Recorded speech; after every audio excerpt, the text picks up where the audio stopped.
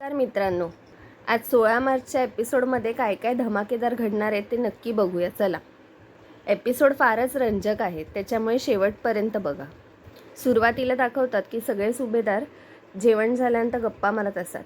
सचिन मात्र तोंड फुगून गेलेला असतो. सायली अस्मिताची समजूत काढते. अस्मिताला म्हणते, अस्मिता ताई, आम्हाला बाळांची नावं सांगा ना. अस्मिता म्हणते, आता नाही सांगणार, बारसं होईल ना त्या दिवशी. अश्विन म्हणतो, बारशाच्या दिवशी तरी सांग, नाही तर तेव्हा पण सांगणार नाहीस तू आम्हाला नावं, लपवून ठेवशील. आणि मग सगळे हसतात. तन्वी लगेच पुढे पुढे करायला सांगते, अस्मिता मी पण इंटरनेटवरून नावं काढली आहेत बरं का, मी तुला ना लिस्टच देईन त्याची. तेवढ्यात अर्जुन सायलीला खुणवतो. तो म्हणतो, तू बरोबर बोललीस. सचिनशी जरा बरं वागायला लागलं तर त्याचे रंग दाखवायला लागला. आता तरी अस्मिताचे डोळे उघडतील. इकडे प्रिया नागराजला फोन करून सांगते की आता काय हवं आहे तुम्हाला, सारखं सारखं कशाला फोन करता हो. नागराज सांगतो, तू वकील शोधलायस का नाही मी हे विचारायला फोन केला आहे. प्रिया म्हणते, चालू आहे, एकदाचं झालं ना की मी तुम्हाला सांगेन हो. नागराज म्हणतो, तुला माहिती आहे ना की अर्जुनला मी काही अजून सांगितलेलं नाही आहे, पण तू जेवढे दिवस वाढवशील तेवढं तुझं टिकटिक वाजायला चालू होईल. प्रिया म्हणते, हो वेळ लागतो ह्या सगळ्या गोष्टींना, आणि तुम्ही अर्जुनला काही सांगणार नाही, कारण जर तुम्हाला माहिती आहे मी जर तुमची मदत नाही केली तर दुसरं कोणी मदत करायला तुम्हाला येणार नाही आहे. नागराज म्हणतो, म्हणूनच तर थांबलो आहे. तन्वी म्हणते, तुम्ही अर्जुनला जे कोडं वगैरे घातलं आहे ना ते मला कळलं नाही आहे का. नागराज म्हणतो, कोडं आत्तापर्यंत घातलं आहे, उद्या जर मी तोंड उघडलं तर तुझी काय हालत होईल माहिती आहे ना.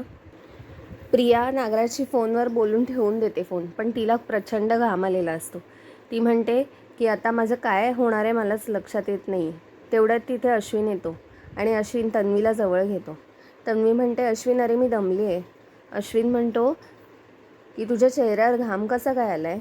तन्वी म्हणते, घाम कुठे आला आहे, मी तर आत्ता पाणी मारून आली आहे चेहऱ्यावरती. अश्विन म्हणतो, तू अशी पण खूपच छान दिसतेस. तन्वी म्हणते, माझा आज मूड नाही आहे रे अश्विन. अश्विन म्हणतो, गप्प बस, पण आज माझा मूड खूप छान आहे. इकडे अर्जुन सायलीला सांगत असतो की नागराजच्या आणि प्रियाच्या विरुद्ध आपल्याकडे पुरावे आहेत, आपण बोलू शकतो हे सगळं.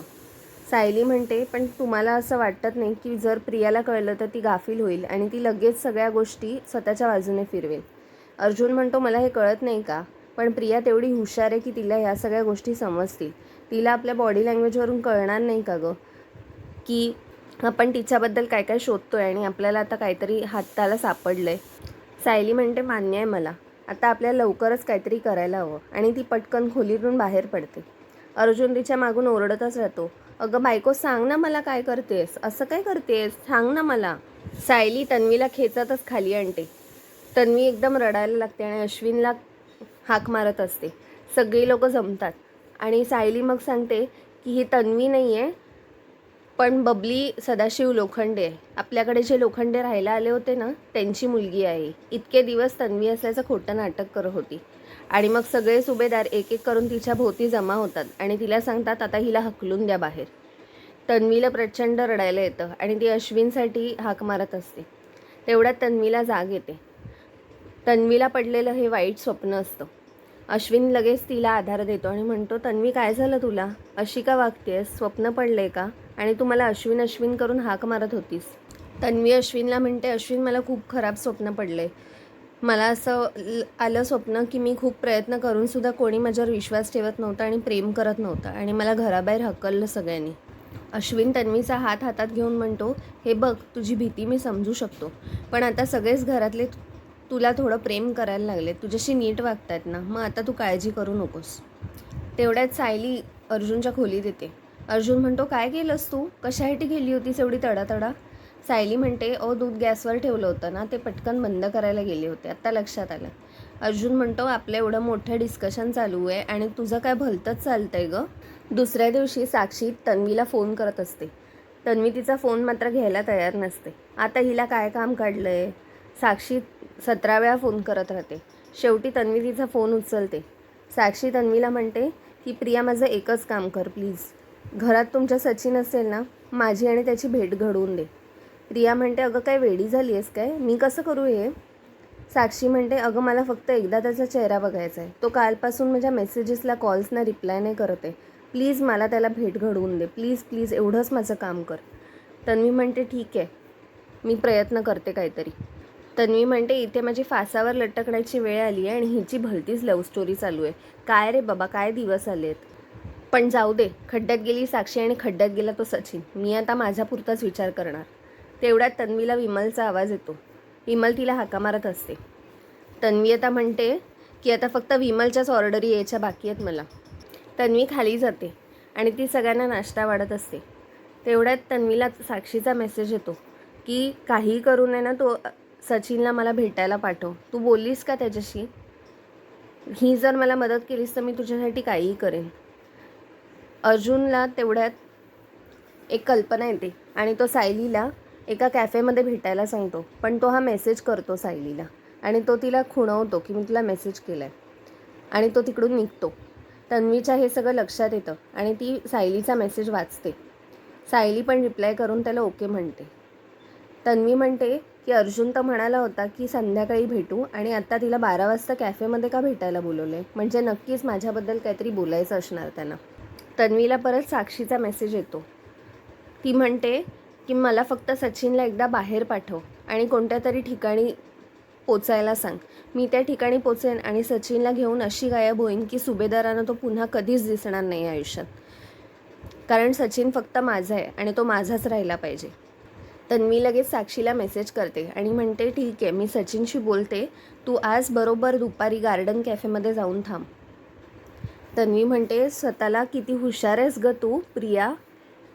आता एक तीरमध्ये 2 निशाण होती, म्हणजे सायलीला सचिनबद्दल कळेलसुद्धा आणि तिचं डायव्हर्जन होईल. माझ्याबद्दल जे खोदकाम करतायत त्यांच्यापासून त्यांना ब्रेक मिळेल आणि जरा थोड्या वेळासाठी का होईना मला जरा स्वतःची बाजू सावरण्यासाठी वेळ तरी मिळेल. इकडे साक्षी सचिनला मेसेज करते की मला आज 12 वाजता गार्डन कॅफेमध्ये येऊन भेट, नाहीतर मी थेट तुझ्या बायकोच्या घरात येईन. सचिन तो मेसेज बघून प्रचंड घाबरतो आणि मनात म्हणतो ही खरोखर येईल मागच्या वेळीसारखी. बापरे, पण आता घरातून बाहेर कसा पडू? ही अस्मिता आता माझ्यावर पूर्ण लक्ष ठेवून आहे. तेवढ्यात तिकडे तन्वी येते आणि तन्वी अस्मिताला म्हणते अस्मिता थोडा वेळ आहे का गं तुझ्याकडे? अस्मिता म्हणते काय झालं? तन्वी म्हणते अगं अश्विनने काही सप्लिमेंट्स दिलेत तुझी औषधं, तर मी विचार करत होते सचिन भाऊजी जरा जातील का ती गोळ्या औषधं आणायला. सचिन म्हणतो हो हो लगेच, मी लगेच जाईन. अस्मिताची औषधं मी काय हे करणार नाही. तन्वी म्हणते ठीक आहे चालेल, तुम्ही जा हां. आणि अस्मिता आईने तुला जरा खाली येतेस का? अस्मिता म्हणते कोणते सप्लिमेंट्स आहेत? तन्वी म्हणते अगं अश्विनने दिलेत, म्हणजे बरोबर असणार, आपल्याला त्यातलं काही कळतं आहे का? तू येतेस का जरा? सचिन लगेच साक्षीला मेसेज करून टाकतो ठीक आहे मी पोचतोय 12 वाजता. इकडे सायली 12 वाजता कॅफेला पोचलेली असते, पण अर्जुनचा तर काहीच पत्ता नसतो. म्हणून ती मेसेज करते तर अर्जुन म्हणतो की मला थोडा यायला उशीर होईल, त्याच्यामुळे तूच बस, मी तुला कन्फर्म सांगतो. इकडे सचिन आणि साक्षी मास्क घालून गार्डन कॅफेमध्ये असतात आलेले. साक्षी आणि सचिन टेबलवर जाऊन बसतात. साक्षी म्हणते मास्क काढला तरी चालेल, ओळखीचं तर कोण दिसत नाही आहे आपल्याला. सायली म्हणते आता इथे थांबण्यात काही अर्थ नाही आहे, ह्यानं सांगते काम सोडून तुम्ही काही येऊ नका, मी पण इकडून निघते. सायलीला नेमकं तेवढ्यात वेटर तिची ऑर्डर आणून देतो. सायली जाऊन सांगते की ही ऑर्डर कॅन्सल होऊ शकते का? तो मॅनेजर सांगतो नाही, तुम्ही आधी ऑर्डर प्लेस केली असेल तर कॅन्सल होऊ नाही शकत. म्हणून सायलीला पुन्हा जाऊन तिच्या टेबलवर बसावं लागतं. इकडे साक्षी सचिनला सांगते की तू माझ्या फोनचे रिप्लाय नाही करत, मेसेजेस नाही बघत, काय चाललं आहे तुझं? सचिन म्हणतो ह्यावर मी तुला उत्तर देऊ का? तुझ्याशी काही तास जरी बोललो नाही ना तरी मला येऊन धावत तुला घट्ट मिठी मारावीशी वाटते. सचिनच्या तेवढं लक्षात येतं की एक माणूस सतत तिच्याकडे बघतोय आणि तिचे फोटो काढतोय. साक्षी लगेच सचिनला म्हणते चल आपण निघूया इकडून काही करून. सचिन आणि साक्षी घाईघाईने त्या हॉटेलमधून बाहेर पडत असतात. तेवढ्यात एक वेटर येतो आणि सांगतो एक्सक्यूज मी सर, तुम्ही तुमचं बिल नाही पे केलं आहे. सचिन म्हणतो पण आम्ही तर ऑर्डरच प्लेस नाही केली आहे, मग बिल कुठून आलं? तो वेटर म्हणतो थांबा, आम्ही आमच्या मॅनेजरशी बोलतो. साक्षी म्हणते अरे हे काय, तुमच्या कस्टमरवर विश्वास नाही आहे का? पुन्हा काय चेक करायला जात आहे? ह्यांचं बोलणं चालू असताना तिकडे सायली येते. सचिन वैतागून मास्क काढतो आणि म्हणतो की साक्षी एकदा काही ती त्यांची खात्री होऊन जाऊ दे, थांबूया आपण. वेटर म्हणतो सॉरी, आमचे सर काउंटरपाशी आहे, तुम्हाला तिकडे यावं लागेल. साक्षी आता पॅनिक मोडमध्ये जाते. ती म्हणते हा काय मूर्खपणा आहे, ह्यांना कळत नाही का आपल्याला उशीर होतोय ते. इकडे सायली तिच्या बिलचं पेमेंट करते आणि फोन ठेवते. तेवढ्यात वर बघते तर सचिन आणि साक्षी असतात. सायलीला प्रचंड धक्का बसतो. सचिन साक्षीला एकदम जवळ घेऊन उभा असतो आणि साक्षी एकदम आरडाओरडा करत असते. सचिन तिला धीर द्यायचा प्रयत्न करत असतो आणि साक्षी त्या वेटरशी हुज्जत घालत असते. सायली हे स्वतःच्या डोळ्याने बघते आणि तिला तिच्या डोळ्यांवर विश्वासच बसत नसतो. सायलीला काय सुचतं, ती पटकन फोन काढते तिचा आणि दोघांचा फोटो काढते आणि दोघे अशा प्रकारे रंगेहात पकडले जातात. सचिनने तर अक्षरशः साक्षीला मिठीत घेतलेलं असतं तिच्या. सायलीला आठवण होते की ब्रेकिंग न्यूज एक दिवस आलेली असते की साक्षी महिपत शिकरे यांची जेलमध्ये हत्या झालेली असते. सायली म्हणते साक्षी शिकरे जिवंत आहे, ती सुद्धा माझ्या समोर आज उभी आहे. पण ही सचिन भाऊजींसोबत काय करते? शी बघवत पण नाही आहे. म्हणजे सचिन भाऊजींच्या आयुष्यात जी मुलगी आहे ती साक्षी शिकरे आहे. तेवढ्यात सचिनचं लक्ष सायलीकडे जातं आणि त्याचा चेहरा एकदम पांढरा पडतो भीतीने. साक्षी म्हणते अरे सचिन तू बोल ना, काय चाललंय, कशाला असं शांत राहिलंयस, बोल ना. तेवढ्यात साक्षीचा लक्ष सायलीकडे जातो आणि ती पण प्रचंड घाबरते. मित्रांनो, आजचा भाग इथेच संपला. पुढील भागात आपल्याला दाखवतात की सायली कल्पना आणि प्रतापला येऊन सांगते की मी सचिन भाऊजीने एका मुलीसोबत आज हॉटेलमध्ये बघितलं, ते तिला मिठी मारत होते.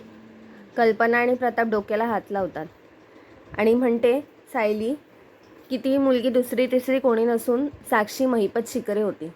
प्रताप म्हणतो काय? तेवढ्यात अर्जुन आणि चैतन्य घरी येतात. अर्जुन म्हणतो तुला नक्की खात्री की ती मुलगी साक्षी होती? सायली म्हणते हो, 113%. मित्रांनो, आपण भेटूया पुढच्या भागात. चॅनलला सबस्क्राईब करायला विसरू नका. बाय.